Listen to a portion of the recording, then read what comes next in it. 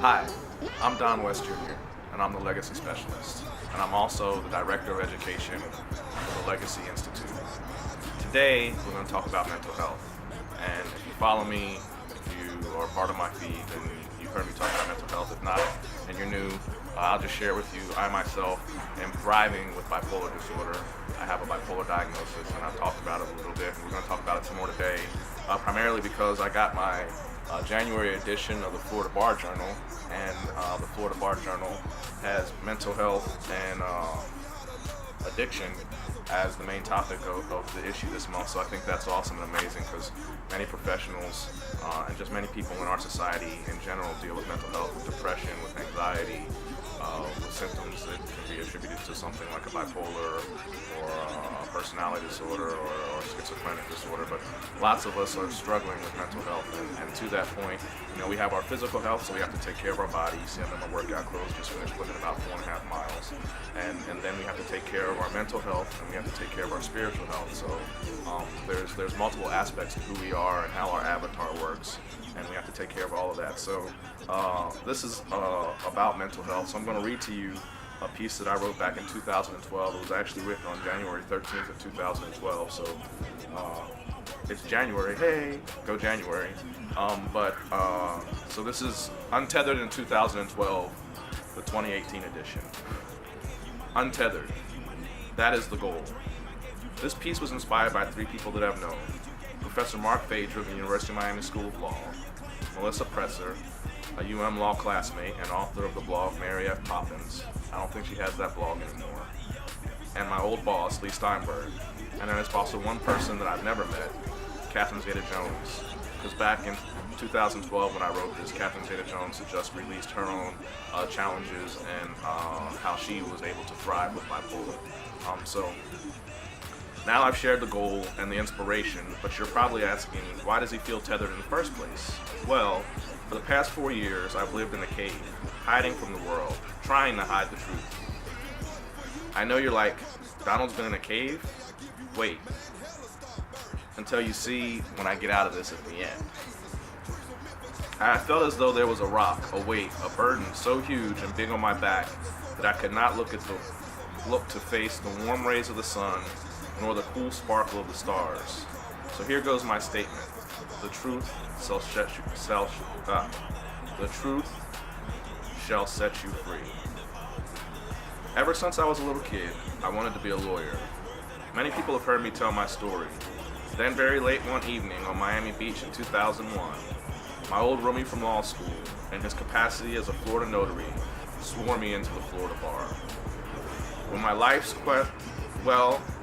quests were complete, I was a lawyer, and I was a sports lawyer at that.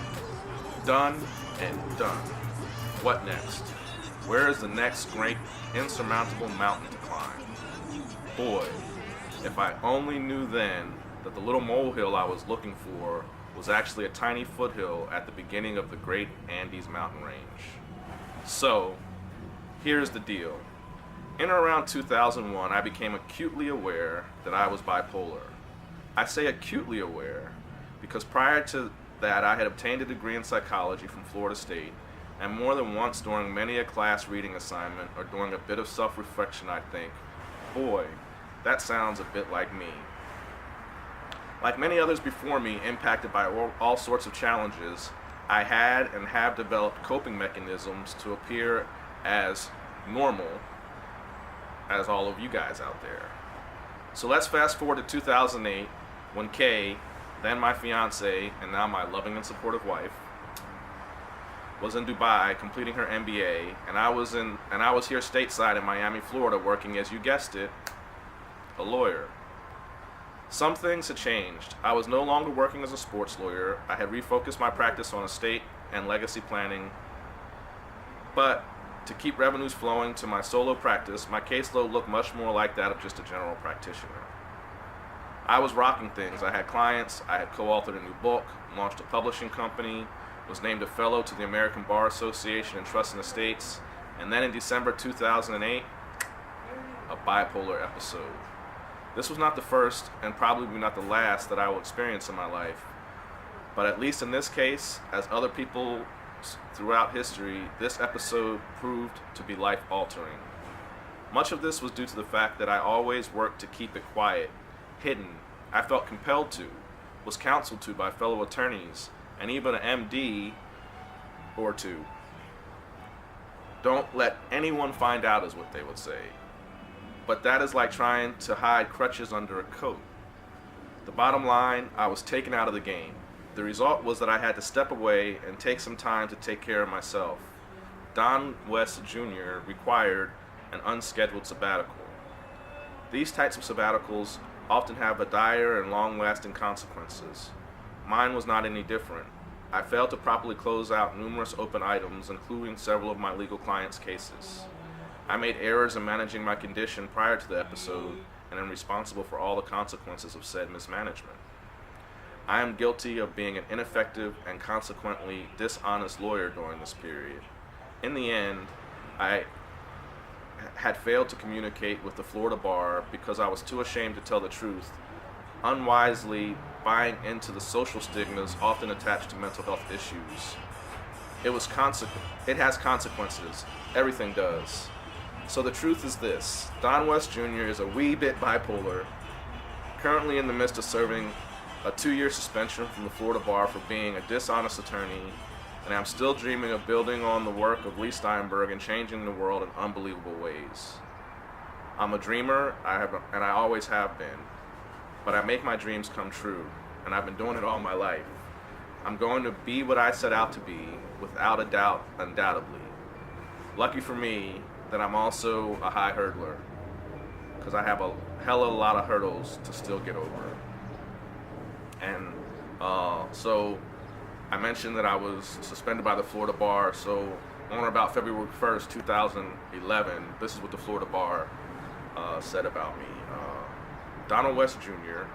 of Newport Beach, California, suspended for 1 year, effective 30 days from January 25th court order.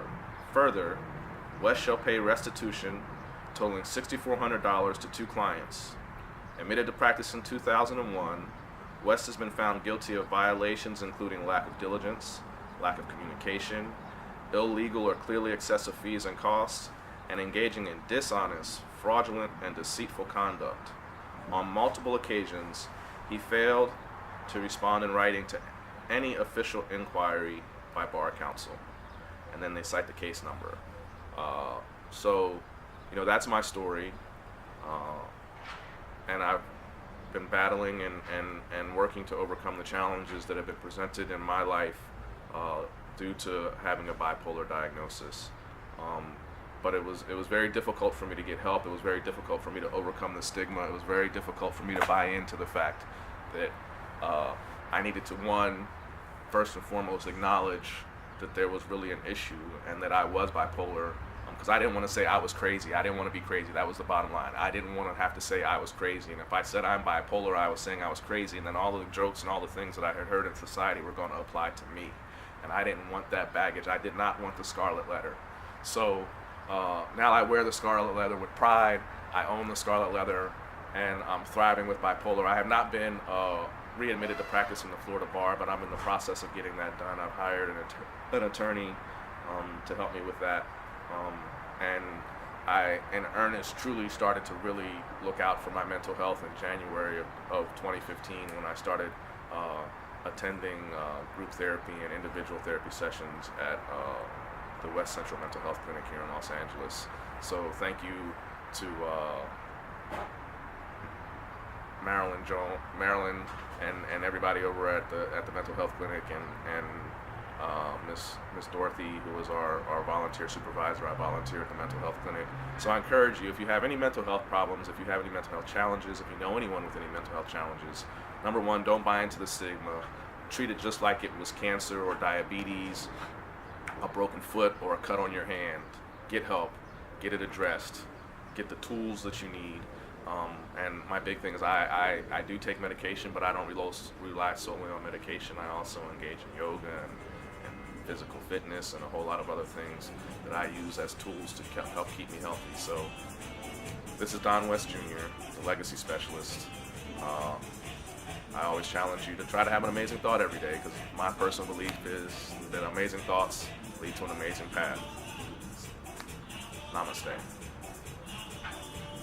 Girl, for my music.